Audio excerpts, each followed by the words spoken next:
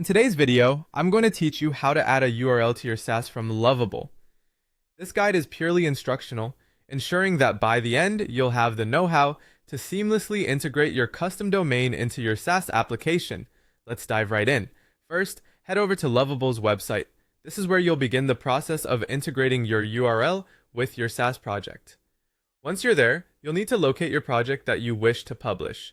This project is usually listed in your dashboard if you're logged into Lovable. Navigate to your project, and then in the top right corner, you will see the Publish button. Click on it, and when prompted, choose Lovable Subdomain. This option is crucial because it sets up the basic framework for your project's online presence. Now, before proceeding, make sure you have a domain ready. If you already have a domain, like myappit.com, you're all set to move on. But if you don't own a domain yet, it's time to purchase one. Some popular options for purchasing a domain include websites like Namecheap or GoDaddy. Both platforms are user-friendly and offer a wide range of domain choices that should suit your needs perfectly. Once you've secured your domain, you're ready for the next step.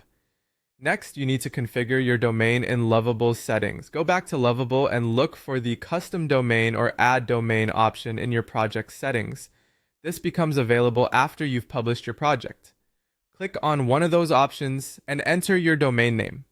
This step tells Lovable to recognize your domain as the official one for your Saas project. Now, with your domain added in Lovable, it's time to adjust the DNS settings with your domain provider. You'll need to log into your domain registrar's account, be it Namecheap, GoDaddy, or another provider. Once logged in, head over to the DNS settings or zone editor section. Here, you'll add DNS records, which essentially direct the internet traffic from your custom domain to your published Saas project on Lovable. This might include settings like CNAME or A records, which your provider's help section can guide you through. Once you've set up your DNS records, it's crucial to head back to Lovable for verification. The verification process checks that your domain and Lovable setup are correctly linked. This ensures users can reach your Saas project via your new custom URL without any hiccups. Lovable will let you know if everything's set up correctly, and once verified, your project will be live and accessible via your custom domain. That's it. By following these steps, you've successfully integrated a custom URL with your Saas application on Lovable.